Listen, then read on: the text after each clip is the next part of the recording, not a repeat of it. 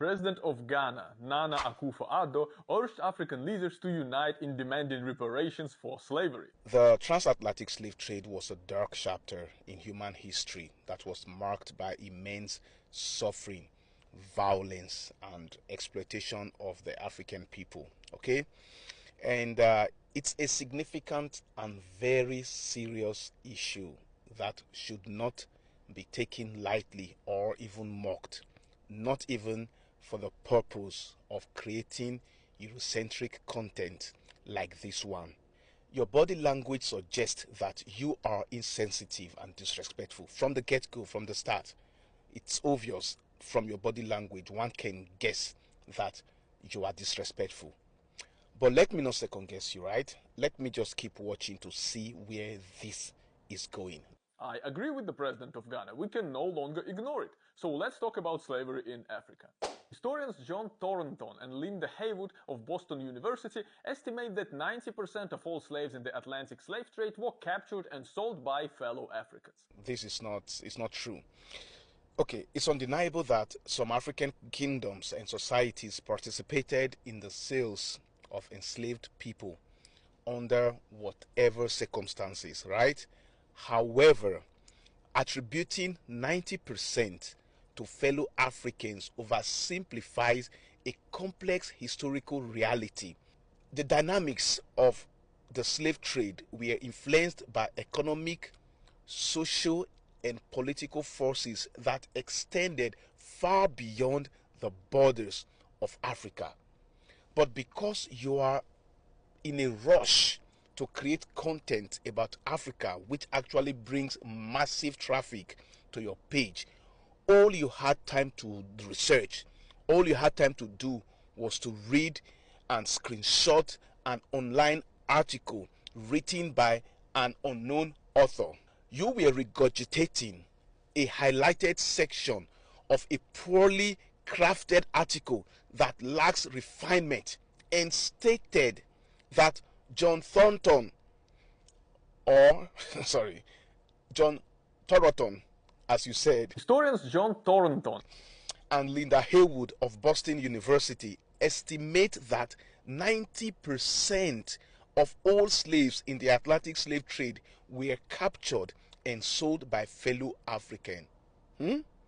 Now, you said this with great confidence, as if you had read their articles or books in which they attributed such specific percentage to Ghana or to some Ghanaian kingdoms. But from the screenshot evidence you provided, it is apparent you have not even read any of John Thornton's or any of Linda Haywood's books at all. Yet you submitted a conclusion of John's idea or research or finding without even reading any of his books. This is plagiarism, my friend, and it's unethical for someone who wants to stand on a moral high ground to make direct affronts on an African president. Now, a tip for next time: try to quote directly from the not well developed article instead of quoting John and Linda. So just quote that you are quoting from the article. So don't say Linda and John said. You are not even sure they said that, or are you?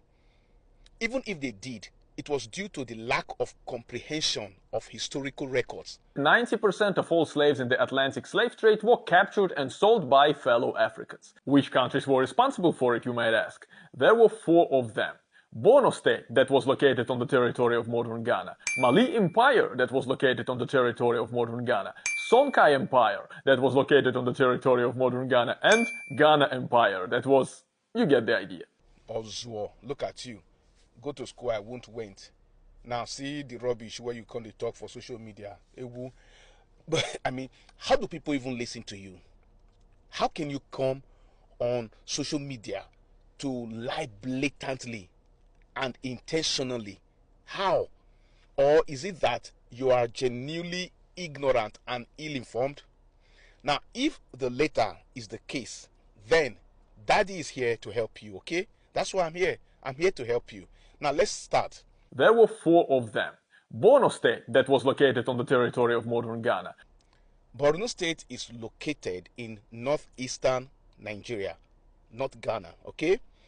Borno State's history dates back to ancient times when it was part of the Kanem Borno Empire.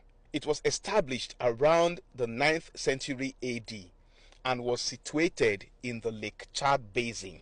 The Lake Chad Basin, not Ghana, okay? Kanem Borno Empire was a major trading power in the Sahel region, right? It connected West Africa with North Africa and the Middle East. It was in the 19th century that the empire collapsed when it came under pressure from the Fulani Jihad led by Usman Dan Fodio, you know.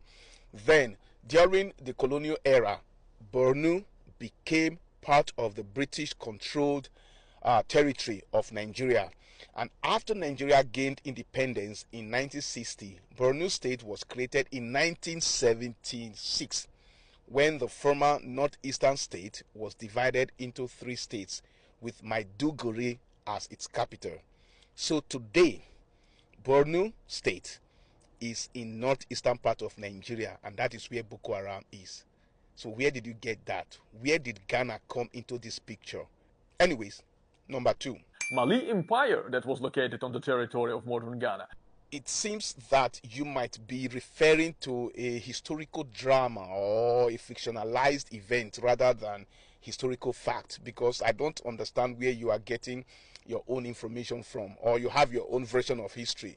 Anyway, let me give you the benefit of the doubt and educate you, okay? Daddy is here to teach you. That's why I'm here. I will teach you. The Mali Empire was one of the great empires of West Africa. It flourished predominantly in what is now Mali, along with parts of neighboring countries like Senegal, Mauritania, Guinea, and Ivory Coast. Now, the Mali Empire emerged. It came to limelight around the 13th century, and it reached its peak under the leadership of Mansa Musa. Now, its capital city was Niani, also known as Mali, and later Timbuktu. This is how it sounds. This is how you sound, right? It's like me saying ancient Thrace is in modern day Russia. How does that sound? Ozuo, una not even the go school at all for that on our side, abi?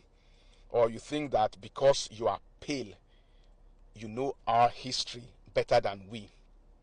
Anyways, let's keep going. Number 3. Songhai Empire that was located on the territory of modern Ghana.